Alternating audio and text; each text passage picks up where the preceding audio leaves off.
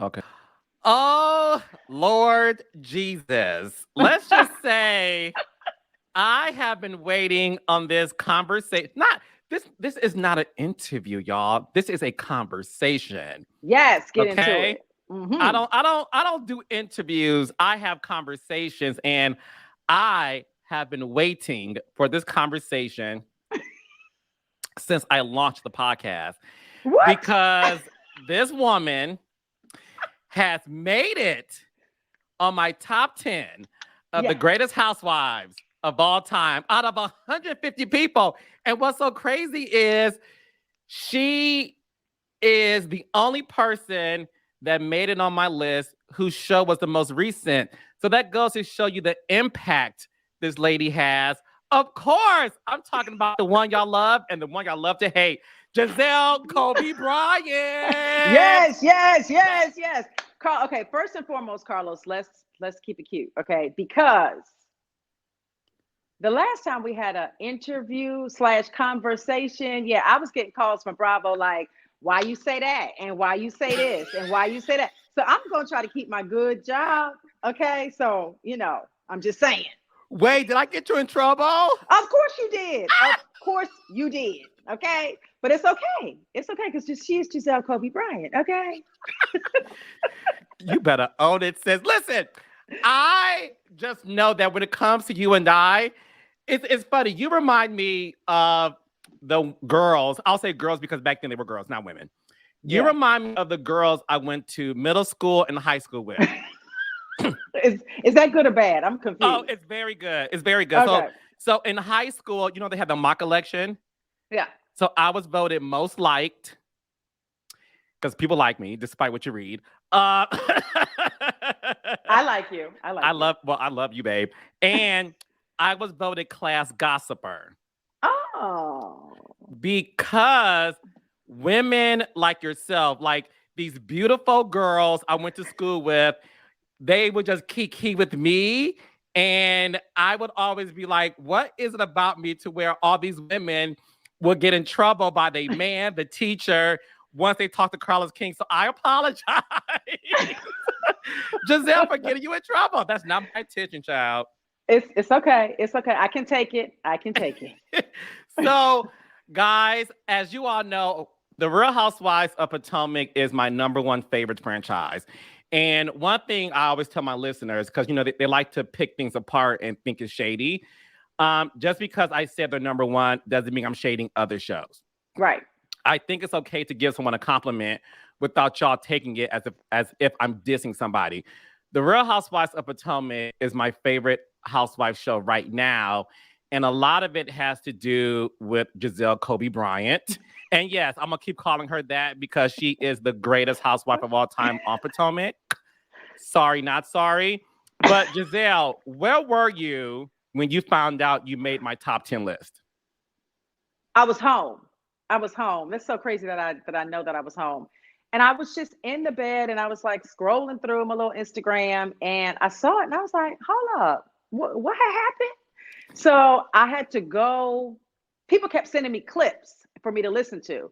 So I listened to the whole thing and I was like, oh, that is so sweet. Thank you. And wait a minute, I have something to say. So we were at BravoCon, and by the way, Carlos, you were not there. No. And there was a Potomac panel. Okay, so it's like all the Potomac ladies were being interviewed by, I believe the young lady's name is Gia. Gia And Peppers. yes, she's super sweet. And the room is like 3,000 packed. I mean, we was like standing room only. So at the end, it was time for question and answers. And a guy gets up and he was like, well, I just want y'all to know that a queen is higher than a grand dame. And the queen is Gizelle Kobe Bryant. And I said, look at this man listening to Carlos King. I said, Carlos King did made it to BravoCon, okay? Despite not getting invited to BravoCon, I still somehow was there in spirit. Yes. And that goes to show you the impact of me. No, I'm teasing. One thing I heard through a mutual friend of ours is you listened to that particular episode of my podcast. And when I gave my 5 to 10 minute dissertation of Gizelle Kobe Bryant, I was told that you were so surprised by my breakdown. And I believe you asked someone like, how does he know all of that? Did y'all tell him this about me? Yes. What surprised you about my breakdown? Well, because you nailed it. You nailed it. And I don't remember like the exact quotes you gave, but you nailed that. Like, I signed on to this job. I have taken this job. It is a reality television show. We have a story to tell. But we only have a certain time frame to tell it. So like, I always like to just get in there, get with the ladies, and make sure that we are discussing things we supposed to be talking about. And you like peeped all of that. Well, first and foremost, I want to say, Carlos, like, thank you. Like, I know that A, you're a hard critic. B, you have worked with most housewives that are, name worthy, the Nenes, the Bethanies, you know these ladies. And for you to put me in that kind of category is I truly, truly appreciate it, because I know that if you really did not mean it, my name would not have been mentioned. Okay, I'm clear on that. So I do appreciate it. And it's nice to know that somebody sees you and sees the work that you do and appreciates it. So I appreciate that. But another thing I want to say, I know I'm going off tangent. After he called me Gizelle Kobe Bryant at BravoCon, he said, like, what's your chiropractor's name? Because you've been carrying this thing on your back, honey. I know your back hurts, right? Yes. And that's really sweet. But I do always say, like, we are a team. We do work together. There's no I in team, and some work harder than others. But I appreciate the ladies that I'm on this show with. No, and I've had conversations with some of the ladies, Candace being most recent. And one thing I asked Candace, I said, is there a conversation that all of you have about we have to be the best? And she was like, no, she said, it's never been an official conversation, but we all do feel like we want to be number one. But I want to go back to you. You have always, based on the pictures I've seen, your yearbook photos, your college photos, you have always been this strikingly beautiful woman. I mean, I met you in person, and we'll get into that later. Guys, Gizelle is top 3 of the most beautiful women on Bravo. She is gorgeous. She's more pretty in person than on television. I mean, you're a baddie on TV too, girl. But in person, she had on no makeup. Her hair was in a bun. We were in her bedroom. She wasn't uncomfortable with me like Chris, so that's fine. Yes. Shade, no shade. It was me, Gizelle, Robin, and now that she's been announced, Charrisse was there as well. Yeah. And Gizelle is funny. We had a good hour-long conversation. I had to be peeled away from that.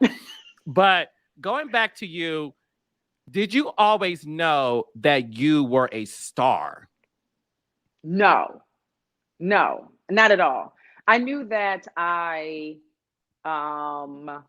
was viewed as a very pretty girl and then a beautiful young lady.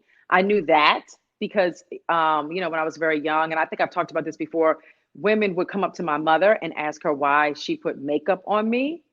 And my mother would be like, no, bitch, she beautiful. Like, she is makeup free. I don't understand why you're asking me these questions. And that was very strange to me. And then when I got older, people always just, commented that I was very pretty. And that's very nice. I always give credit to my parents. I think my parents are super attractive people, and they created me. So, I never took that in as like, oh my gosh, I'm the bomb because I'm beautiful, because it didn't have anything to do with me. Now, if you want to talk about my brains, if you want to talk about, my personality and everything else, well, that's me. As far as the star is concerned, no, I'm just Gizelle. Not even as a first lady, because, I'm very spiritual. I'm Black, so we all grew up in a Black church.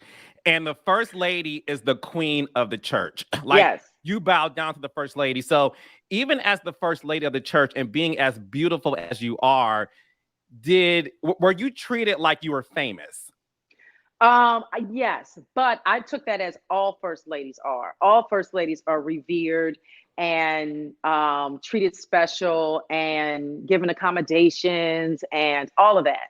So I didn't take it as, oh my gosh, I'm a star because I'm a first lady and all these people are bowing down. Like, no, I'm being called first lady because of who I married. Like, he's the star, not me. So, you know, a first lady role, though it sounds cute, but it's really a backseat role to the man that you marry. So it wasn't until kind of like now that I've been able to be on this show, build my brand, start some businesses, you know, hold my own, period, just my own without a man, that I feel like, wow, okay, she's the shit. Yes, she is. And that you are. How did you become a housewife? Because again, you were always beautiful. You were always smart. You went to Hampton University. You are an AKA sorority sister. And after you divorced Jamal Bryant and you were a single mom, what made you say yes to being on television if that wasn't the path that you wanted in your life? They asked me, and to be quite honest, I was like, well, you know, I wasn't really doing much at the time. I was just raising my kids and being, you know, my beautiful self. I was like, sure, when would this opportunity ever come again? I have nothing to lose. I have everything to gain. I talked to my kids about it, who were very young at the time, but I talked to them. I was like, you know, how do you feel about mommy being on TV? And they was like, yay! So I got their approval. I talked to Jamal about it, and his concerns were, I know you're funny, I know you're cool, but you're beautiful, and that is perceived differently. So you might not like, so your funniness and your coolness might not come through, and people are going to hate you. So I understood that, and I told him, I was like, yo, I'm just gonna be me, and people who like me, they like me. If you don't, you don't. When I first saw you on that show, I instantly was drawn to you. And Jamal is right. You're a very beautiful woman. We saw that. And I remember talking to my friends like, how interesting is it that she's beautiful, but she's also funny? And she's likable. And I really knew that from the first episode when you and the Grand Dame got into it on the crab bowl, right? I knew that there was something special on the horizon. Now, I knew that you were the star of the show then, and clearly you're still the star of the show now. But first season, I thought the first season wasn't that great. Mm-hmm. And the reason why I thought the first season wasn't that great is because I felt the focus was too much on this whole like etiquette thing. And as a Black person, as a producer, I told you, as a man who grew up with women in high school and stuff, I was like, there's much more to these ladies than that. Now that you are considered the unofficial executive producer of Potomac, when you look back on season one, do you think season one was great? And were you surprised to get a second season? No, was not surprised to get a second season. And I'm going to say this, I probably have never said this publicly. When we were filming season one,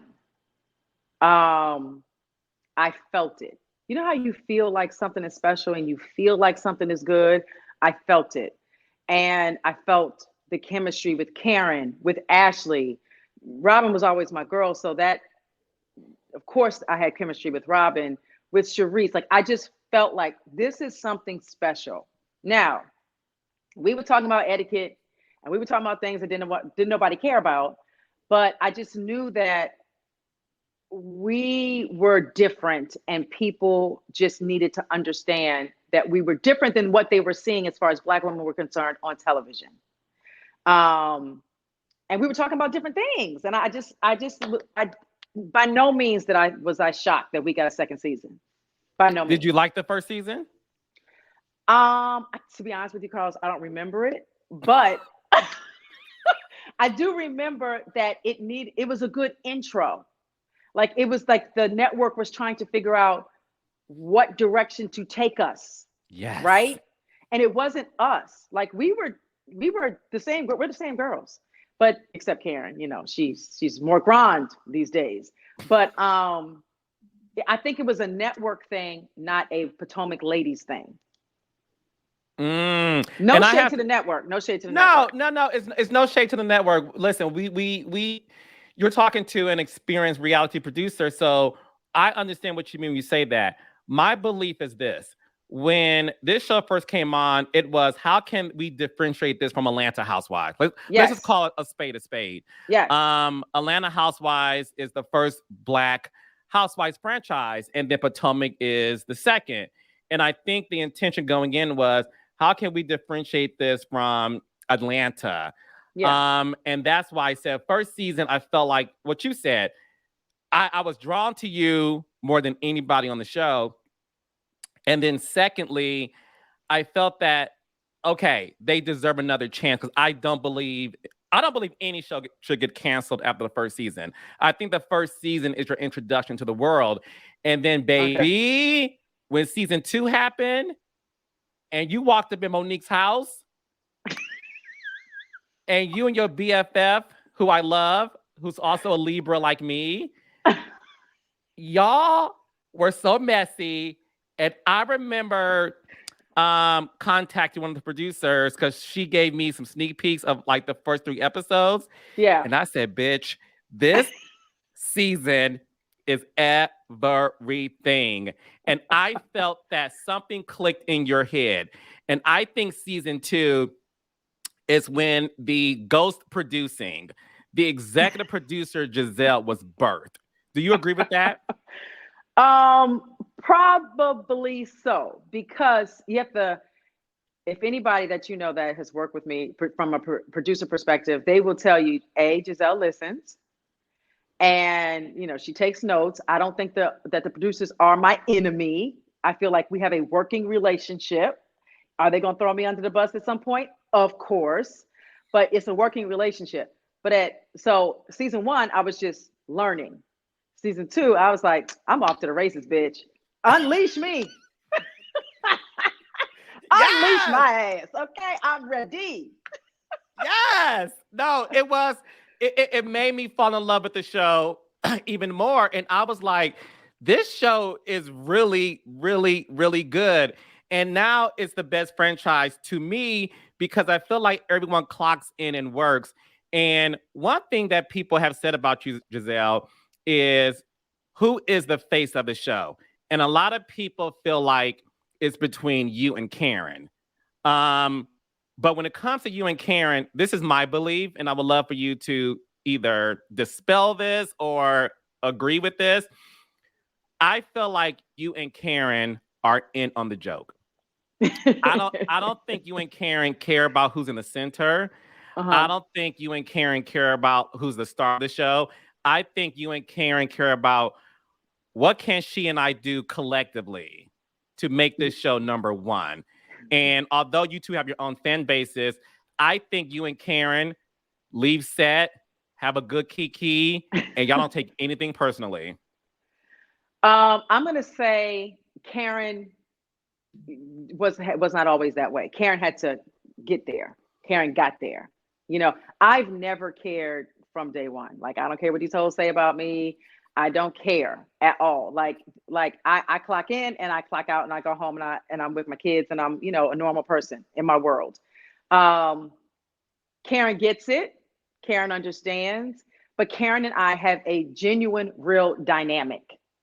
We genuinely like to get on each other's nerves, but then we can have a genuine drink. We can have a genuine kiki. So she gets it now. Now I've heard you say this before, and we're not totally there yet that we leave the scene and we're like, he, but we do sometimes leave and we're like, that was some good shit. That right there was some good shit.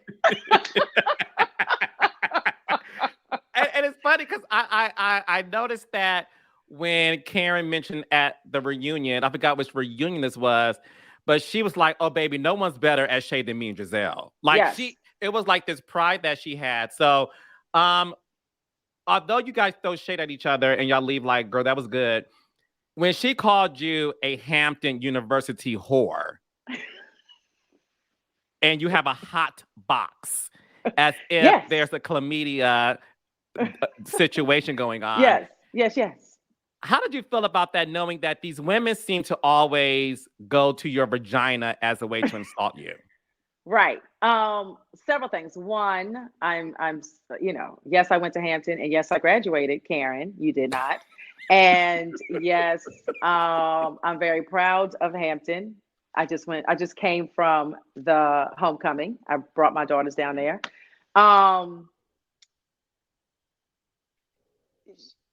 Karen a lot of times doesn't know what to say, right? We've jabbed at each other so much, she want to come up with new shit. So that was cute. But you have to keep in mind, Karen, I'm formally educated. You're not. So just leave the colleges out of it, right? That's number one. Number two, my hot box is or vagina or whatever I got going on between my legs. Y'all just mad because I'm single. I can do whatever I want with it. Y'all try to sneak and do what you want with it. Okay? That's all I'm gonna say. We can move on.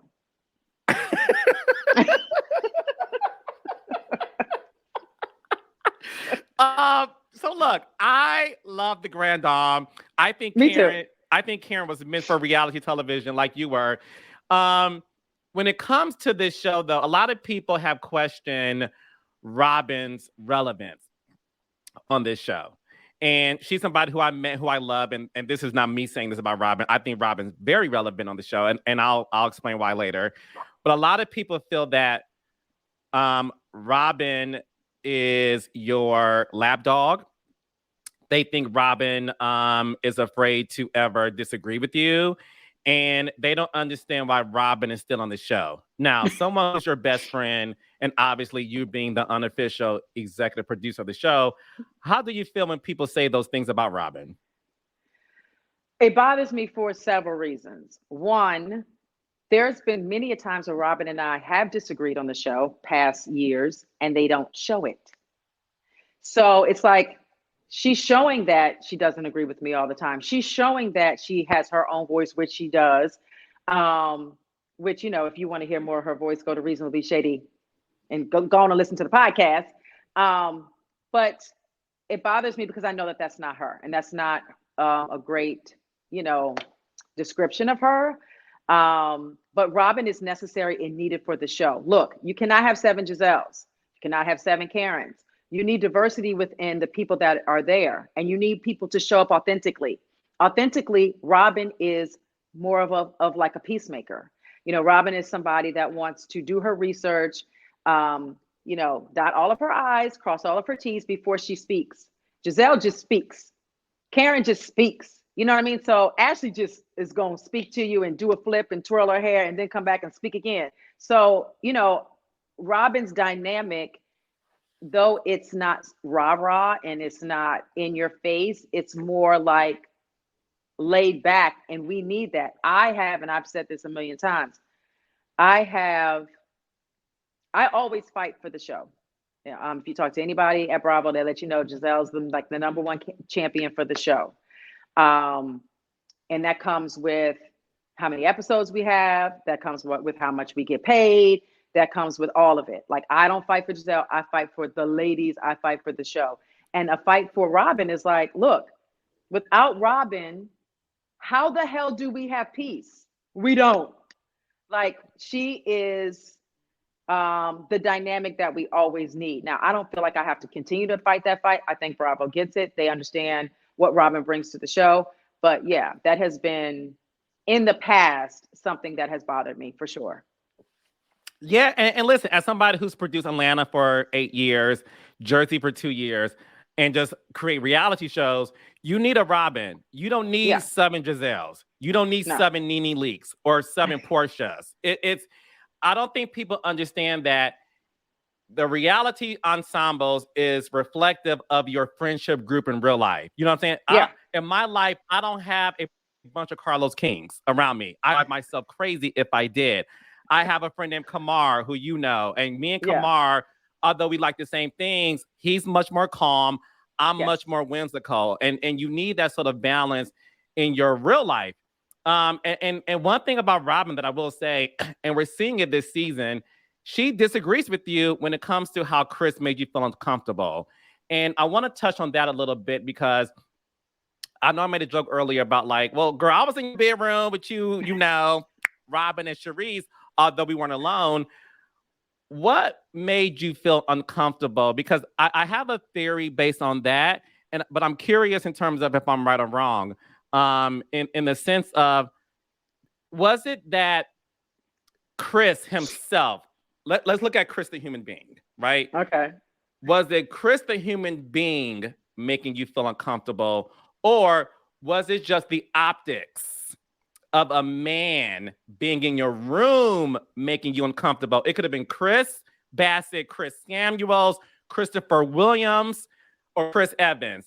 Was it the idea of the fact that a man was in your room, or was it really about Chris Bassett, the human being? I think it was both. To be honest with you, it was both. That evening, Chris was very drunk at that point of the night. I didn't get it. I didn't get why he wanted to have this conversation. We could have talked in the hallway. I didn't get why he wanted to go to my room. So once we were there, it just made me feel uncomfortable. You know how you get that pit in your stomach? That's what I had. And that is what I've said. I have never said this man lured me. I've never said he preyed on me. I've never said that I was accusing him of sexual assault, even though, the other side is talking real crazy. I said he made me feel uncomfortable, and I have that right to feel that way. I never thought that he would lie and say that I asked him to go to my room. That's a lie, and that's disturbing. I think that if a woman tells a man, hey, when you did this, this made me feel uncomfortable, I think a man should be like, I'm sorry, and we move on. That's it. No, I agree with you. And an example I'll give is, listen, I'm a gay man, so clearly I'm not attracted to women in that sense. Right. But I know that I never shared this story, so this is an exclusive for you guys. I worked at a mining exchange on Fifth Avenue in New York City years ago when I was interning at BET because the boy had to, afford chicken McNuggets at Wendy's. Yes. So long story short, I was a salesperson, and a woman was looking for a dress, and I remember finding her dress, and I was like, "What size are you?" And she said, "Oh, I don't know." And I remember touching her arms to give her a twirl so I can examine, and I saw that she was uncomfortable, and I said, "Oh, I'm so sorry." And she said, "Yeah, I don't want a man touching me." And I said, "Oh, I'm sorry." And she said, "Look, I know you're gay. I just don't like that." And I remember thinking okay, cool. I'm sorry. My bad. My intention clearly wasn't sexual because I'm not sexually attracted to women. But if this woman is telling me she feels uncomfortable, then look, you're uncomfortable, and the rest was history. But she said it to me. So my question to you is there a reason why you never said it to Chris and you guys continue to be around each other? I wasn't going to say anything at all. And because I feel like, this has happened to me before when it comes to a married man. Not this particular situation, but married men have put me in a situation that has made me feel uncomfortable. I just felt like, okay, I'm not going to say nothing. But then as the season started and he started DMing Ashley and he DMs me, it just was like, whoa, he's doing too much. And his wife needs to know. I was just going to tell Candace, and I did tell Candace, so that she needs to know, Chris might feel comfortable doing these things, but the other side, the recipients, don't feel comfortable. So just check your man and let's move on. I never thought, Carlos, this was going to blow up to be, this big thing. I seriously thought that she was going to go home and be like, yo, you made yourself feel uncomfortable. He was going to be like, yo, I'm sorry. And that was it. I have no idea why we're still talking about this. None. How do you feel when people say, Gizelle, your ghost producing has gone too far? You are now a lot of people. I know you're off Twitter, which, by the way, very smart. Don't go on Twitter. Yeah. A lot of people on Twitter are like, Gizelle, your ghost producing has gone too far. to make this a storyline to where you are ruining Chris Bassett's reputation just for a storyline. How do you feel when people say that you created this because you just wanted to, make the show great this season? I'm just speaking my truth. I'll be honest with you. I'm not ghost producing. I'm not doing any of that. I'm speaking my truth. What happened, and that's it. You might want to talk to Candace. I think Candace has made this a bigger issue and a bigger deal than Gizelle. Oh, why would you say that? For those reasons. She went home and she told her husband that I said he lured me. I never said that. She said that he was preying on me. I never said that. All of that extra hot sauce on the issue didn't need to happen. I think that, again, this was blown out of proportion for no reason. And no, I'm not trying to make Chris Bassett look bad, but sir, and I'm speaking to everybody, whatever it is that you do in this world, you got to own it.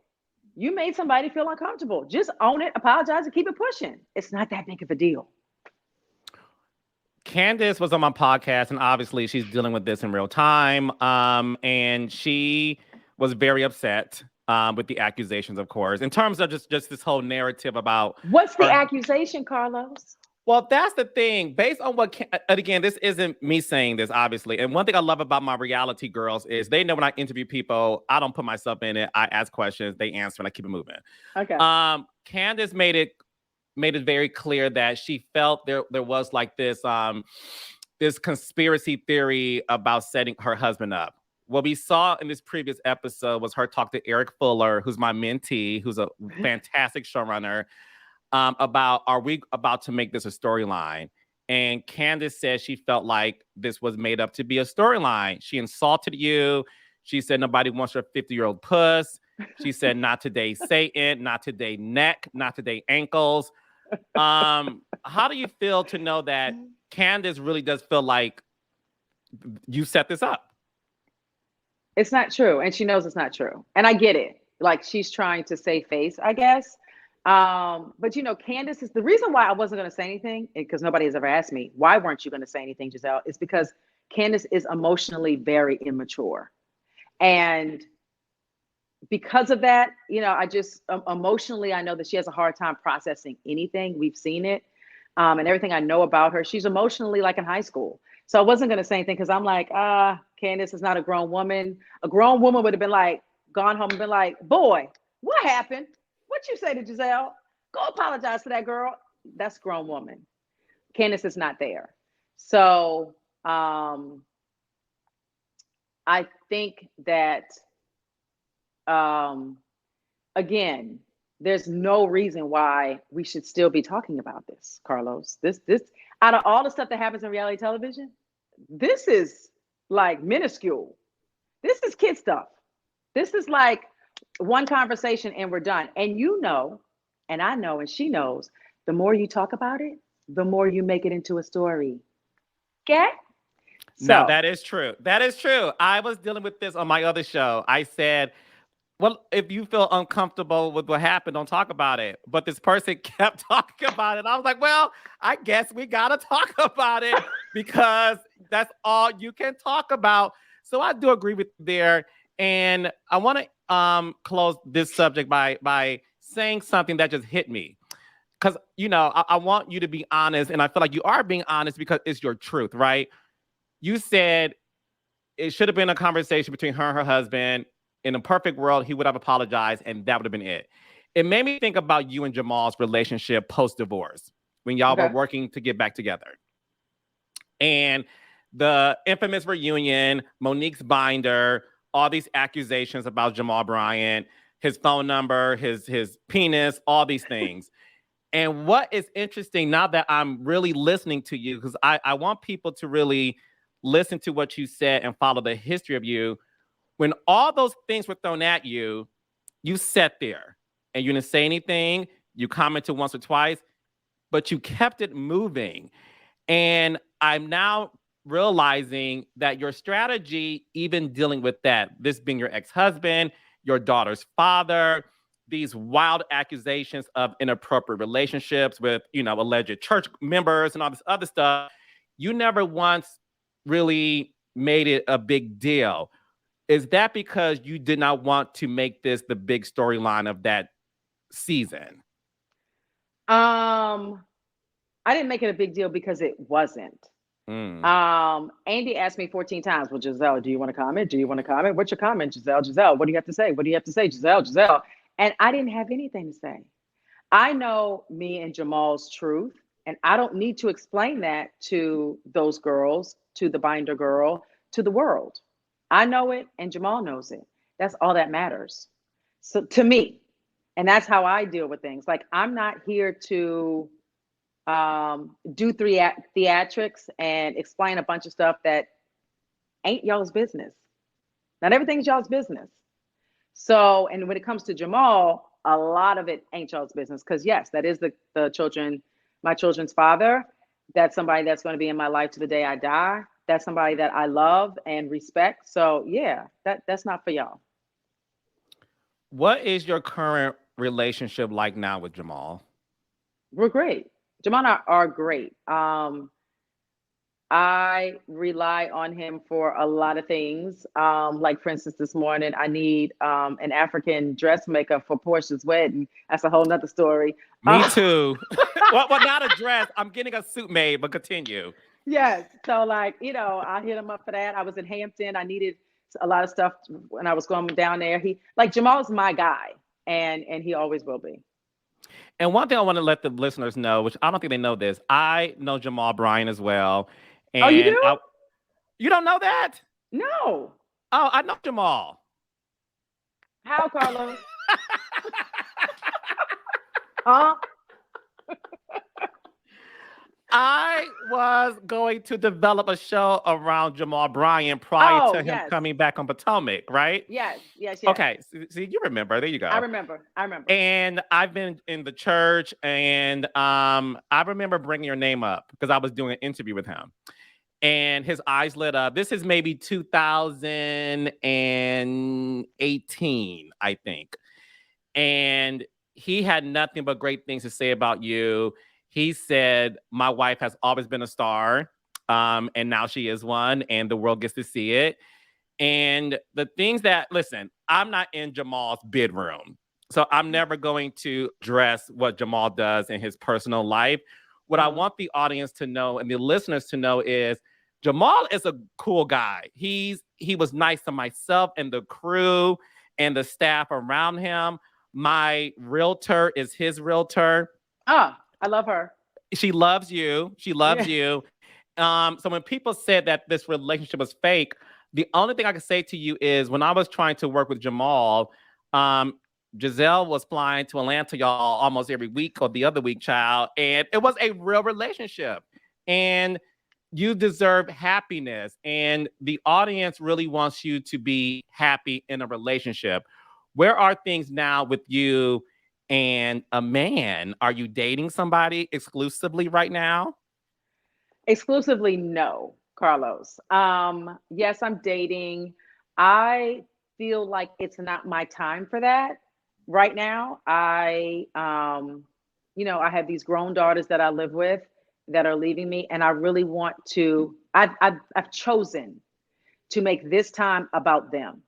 When they're gone in a year and a half, when they all three are gone, then I'm gonna do me, and I'm gonna do me in a big way, and y'all not gonna be able to stop me from doing me, okay? But I really just want to give my kids my time. I do. I think that's beautiful. And one thing people will say about you, Gizelle, your haters will even say, Gizelle is a great mom. And they love seeing you film scenes with your daughters. So it's plausible, obviously, that, and it's beautiful too, the fact that you're choosing this time to spend with your children because they are getting older, and soon enough they will be at the house. And I'm pretty sure a nice chocolate man, because I heard you like dark-skinned men. I heard you like dark-skinned men who are very smart, very successful, likes to spoil a woman, and all those things. So you got your own Mr. Chocolate in the waiting. I do want want to say this though about that subject, because it infuriates me when women always want to be like, oh, she don't have a man, she don't have a man, as if that's the only reason why women wake up in the morning, to find one. I think that we do ourselves a disservice by acting like that's all we're good for, is being connected to a man. Um, that's all I want to say about that. So women, we need to do better, because that's not even what life is all about. Like, if you really living, that's not what life is all about. So that's all I want to say about that. Yeah, no, look, and I think, listen, one of the things about these reality shows is the biggest diss that I've seen is whether someone's looks or someone's lack of man, meaning husband or things like that. Kenya Moore dealt with this on Atlanta Housewives, because at the time she was the only single woman, and the first thing that came out of people's mouths to throw her shade was, "Bitch, where's your husband? Find a man, find a man, find a man." So I do think a lot of the audience, they don't like that. They feel like a woman is able to be happy without, a man. And Yeah. speaking of Kenya Moore is one of my really good friends, and she adores you. And me and Kenya talk about you a lot in a good way. Because me and Kenya are both fans of Potomac. And I think Kenya said this to you. She's like, I need to teach Gizelle how to read these girls at the reunions. Yeah, she says that to me every season. She's like, Gizelle, call me before the reunion. Call me before the bitch. You better call me before the reunion. And I'm like, I get it, Kenya, but Kenya and me are two totally different people. And she handles reunions and reading and all of that in a different way. But I get it. She hears people talk to me, and she's screaming back at the television what she wants me to say, which I love. But yeah, Kenya and I are two totally different people, and we handle things differently. I think that, but we do have a lot of similarities in that the hate is real out here in these streets. Does it sometimes hurt you when people say these nasty things about you? No. I think the minute that I allow that to happen, something's wrong with me. Like, I'm cuckoo and I'm crazy if I allow people I don't know to affect my day. Yeah, no, absolutely not. My mommy loves me. My daddy loves me. My kids think that I'm their shero. That's all I care about. And when you're out in the public, I'm pretty sure you have never met a hater. And that's the thing that I Never. want people to know. Because at BravoCon, they have footage of, you with the fans. And there was a fucking like pandemonium when it comes to you. And what's so funny is I always tell people, social media is not the real world. Because you think social media is real, you would believe Gizelle Bryant is the most hated housewife next to Lisa Rinna. And when you were at BravoCon, there was so much love for you. Like, Yeah. does that also make you realize that I know what's real, I know what's not? Yeah, actually, Andy and I had this conversation. I just did Watch What Happens Live, so we were fresh off of BravoCon, so we were able to like talk about the feeling of it. And first and foremost, we film these shows in a bubble. We do our show, we put it out there to the world, and social media does what it does, and it's typically negative, right? So to go to a BravoCon and it's nothing but love. It's nothing but people screaming your name and telling you, in episode 2 of season 4, you said blah, blah, blah. And I loved it. And that changed my life. Like, what? Like, it's amazing to get that kind of love from people, especially when you go years of hearing nothing but that bitch need to die. She's an old hag. She ain't shit. Like, it was a good balance. Speaking of balance, let's talk about the balance between Karen and Charrisse, or should I say lack thereof. We've seen 3 episodes so far, and Karen is avoiding Charrisse as if her name is COVID. Why? I feel like Karen has a hazmat to avoid Charrisse. I think Karen has a vaccination to avoid Charrisse. And I love Karen, so this is like just fun shade. But what does Charrisse have on Karen to the point where Karen is making every excuse in the book not to be around this woman? A very good question. Now, that's a very good question. So we got to wait and see. However, I'm like, Karen, girl, it really shocked all of us that Karen went so hard in the paint, avoiding Charrisse, saying she wasn't going to, I'm not filming with her. Oh no, Gizelle. Charrisse, what do you mean? Why is she here? Oh my gosh, I'm not going to give her that kind of life. Like all of that was happening when we weren't filming. Like I was like, what are you talking about? Like Charrisse is a day oneer. Charrisse is an OG. Charrisse has been around us even when she wasn't on the show. So like I didn't get it. But then we'll see what happens. But let's be clear. Does Charrisse have a lot of tea on Karen? Yes, she does. And it will be spilled. The tea will be spilled, people. Don't you worry. Is the tea that Karen allegedly has stepped out on her marriage? Carlos, I can't say all of that. I'm getting a phone call from Bravo now. But I'm going to say, I hate these phone calls. I'm going to say that Charrisse has tea that we've all known, but we just didn't spill it.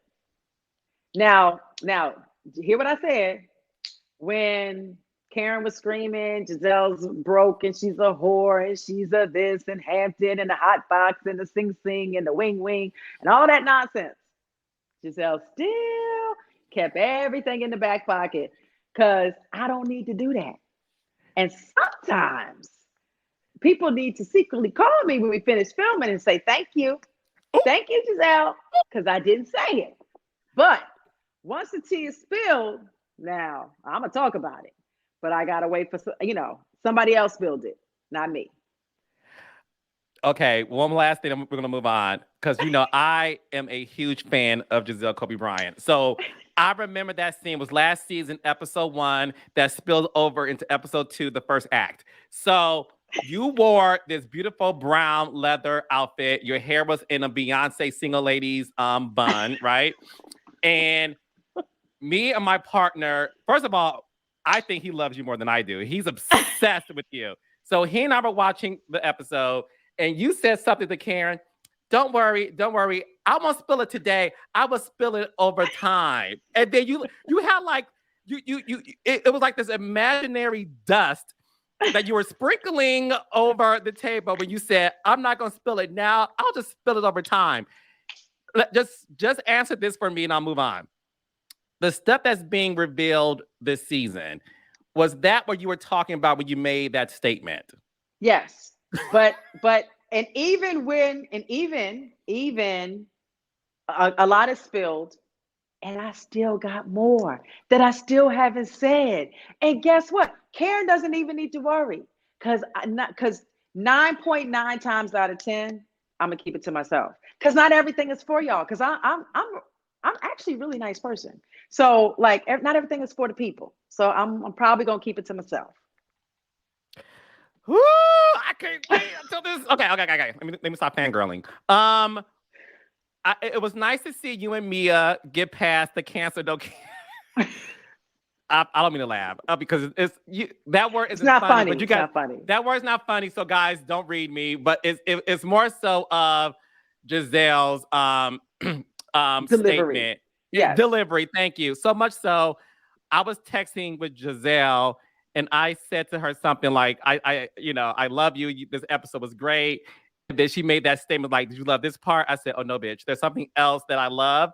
What I love about you is you know how to enter a scene, give a moment, and make all of us laugh. And I just have to say that was great. But when you and I were in your bedroom with Robin and Charrisse, and I'm not going to spill what happened because y'all have to stay tuned.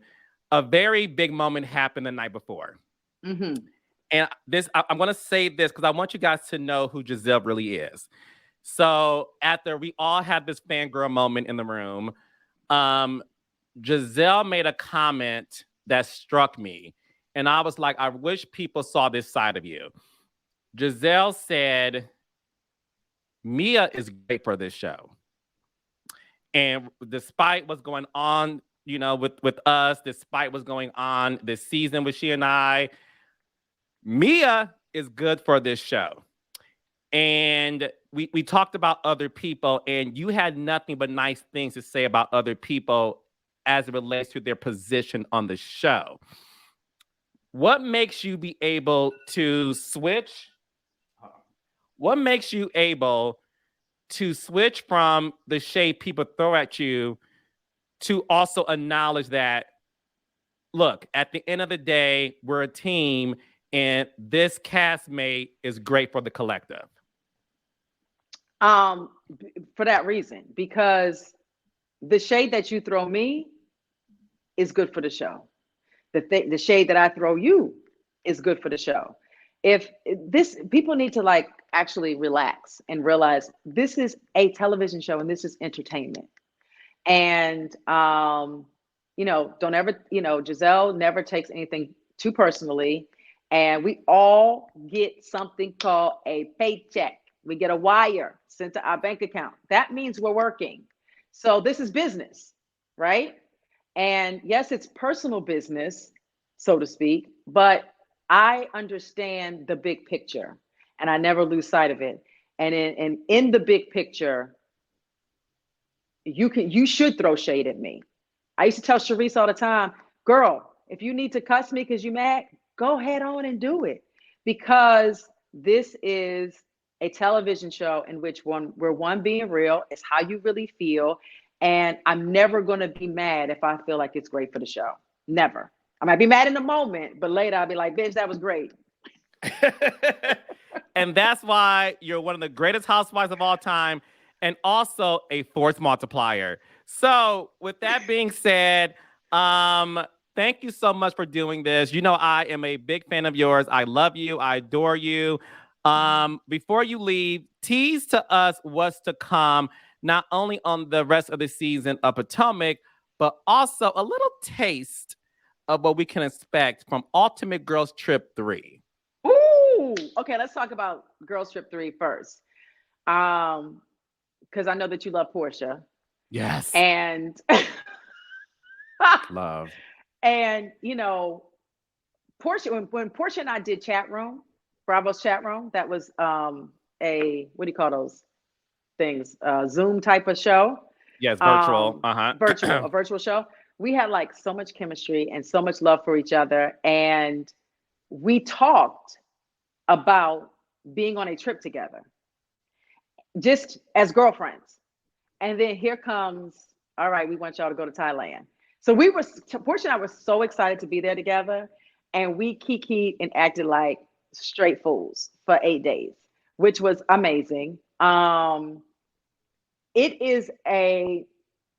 is a great combination of drama, hilarious, and what do you call those things they make us do all the time, Carlos? Activities. And stupid ass activities. Okay, so it's stupid ass activities that do nothing but make drama, and it's very, very funny. It is.